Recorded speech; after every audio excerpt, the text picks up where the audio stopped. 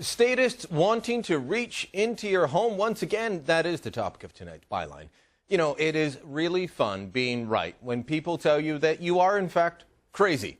I've been telling you for a while now that the other media outlets are in bed with CBC, that they won't cover them and their refusal to show how tax dollars are spent unless they also use those stories to attack Sun Media. I've been proven right on that time and again, and I was proven right again today. But we'll get to that shortly. That's not what I want to talk about today. On Monday, we discussed statism for the whole show. We discussed government intrusion into your life, everything from dictating what tree you can cut down on your own land to what you can do with your land to attempts to control your children. No soccer balls or footballs at school, saying that the views of experts on sex ed should prevail over the wishes of parents, and banning religion even in home daycare centers, even if that's the reason the parents chose that particular center. I said on Monday that these people, the ones that want the government running their lives and yours, well, they want your children early, and once they have them, they will never let them go. That seems harsh, seems far-fetched, even crazy, but it's true. I said that on Monday, and then there came this study saying that school should start at age 2. It's called the Early Years Study 3. It claims that every child should have access to publicly funded daycare from age 2. Now, other than in Quebec, Canadian voters have rejected this time and again during federal and provincial elections. Michael Ignatieff and his merry band of Liberals promised a national daycare program in the last election, just as the Liberals have done since 1993. They fought hard on this issue in the spring and in the 2008 and 2006 elections. The people said no. The New Democrats have run on this idea, a government-run daycare, for years in both federal and provincial elections. But voters aren't buying it. Neither do the polls.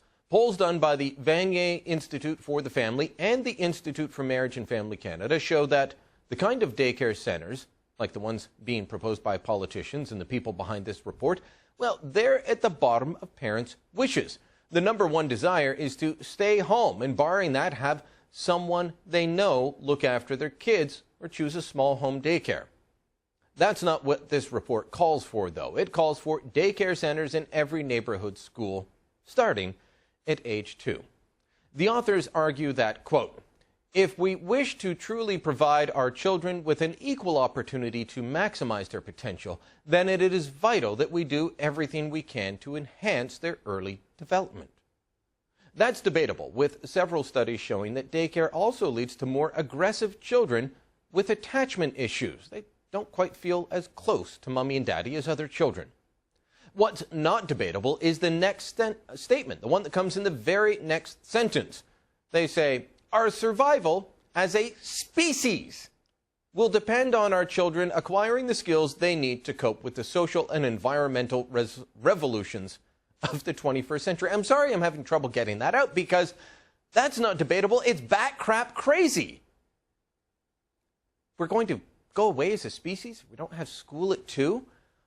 What are they smoking? Parents want choice. They need support in raising their families. The solution put forward by these people in this report is nothing but ideology, a statist ideology that wants more control of your life, more control of the family. There's no basis for the conclusions. It's pure politics. And that's the Byline. Joining me now from Ottawa is a man behind one of the polls I just mentioned. Dave Quist is Executive Director with the Institute for Marriage and Family Canada. And Dave, you've got quite the mustache going on for Movember, so I'm going to start with that. It's just going to distract me for the whole interview. Sorry, Brian. But people want to help out with Movember. It's raising money for prostate cancer. Where can they donate? It's Movember.com, is it? if you go to Movember.com, you will find a whole series of places you can donate. You can donate to me, to my team, or just simply to Movember.com overall. And it's a great cause. It's something that I know personally a number of men that have been struck by prostate cancer. And it's my way to say I'm with you, I'm supporting you, and I want to help you out. All right. So, okay.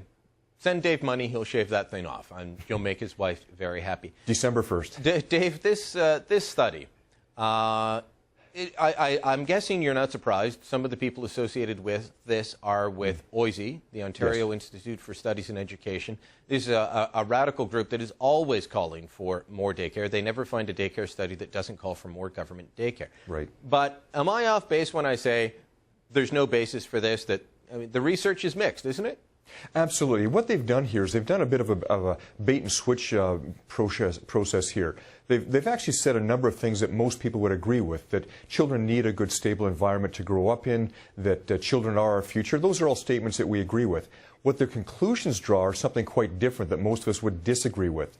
When they say that children as young as 3 and 2 years old should be into a full-time a school program, whether it's a play school type program or not, doesn't really matter. It goes against whatever I've seen with attachment theory. It goes against whatever I've seen in polling. You showed the numbers already in terms of what parents are actually looking for their own children, their own family. Upwards of 80% of parents, whether they live in any region of this country, whether they're educated or undereducated, whether they live in urban or rural environments, they all want to say a role in their how they raise their children, and that's simply not what's being reported in this study right now, and that's a shame.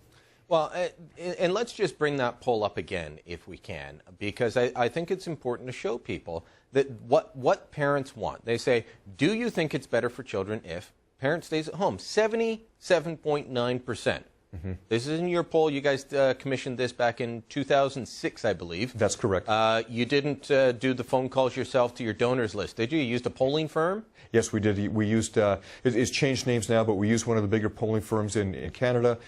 They did this with well over almost close to 2,000 recipients of the poll. What it determined is that the pyramid is upside down according to the report. The number one thing was that people wanted a chance to stay at home with their children, and governments should wake up and say, how can we support that?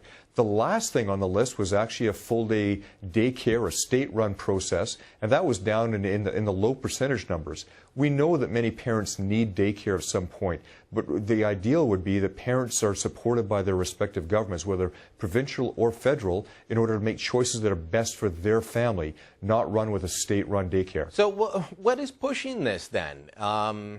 Is it just a desire to have more unionized government workers? I can't believe that the researchers behind this believe that. Is it an idea that mom and dad are just incompetent, that local home-based daycares, which is the most popular choice, by the way, and I don't think it's just by default. You know, I'm a parent. I talk to lots of parents. They want to know the person that they're dealing with, and they look for home-based daycares. Do these people just think that mom and dad and home-based daycares are useless? It seems that they've missed the ballpark on the whole question. You're quite right. The number two position for people, if they couldn't be running for their own children or staying home with their own children, was a local family down the street, a family member ideally, that could take care of their children for them. The idea that we need to be moving children out of the family and into a state-run institution is contrary to what all of us believe in our first instinct, in our heart alone. The idea of who's running it or who is pushing this, that can come from a number of different ways. It may appear to be run by unions, the Teachers Federation across the country. It could be run by those people who are trying to encourage more people back into the workforce. But the logic says that kids need attachment. They need time with mom and dad to bond, to grow, and to be nurtured. There's no way that an employee of the state is going to send the love and nurturing that a family member can do. Moms and dads provide that love and nurturing, and nobody can replace that time. Well, and we'll leave you with this, Dave. Some of the research, I was brushing up on this because you and I have talked about this before. I've talked about this issue a lot on the show, but I was brushing up. And Penelope Leach, well-respected authority on children in their early years, says that to get the results that the advocates of this sort of thing want, you'd actually have to have one-on-one care, one adult for every one child. And that's just something that we can't afford. You may as well just pay parents to stay at home at that point. But she says you just won't get the results that they claim without that level. Dave Quist with the Institute of Marriage and Family Canada. Thanks for coming in, Dave. Good to be with you. All the best, Brian.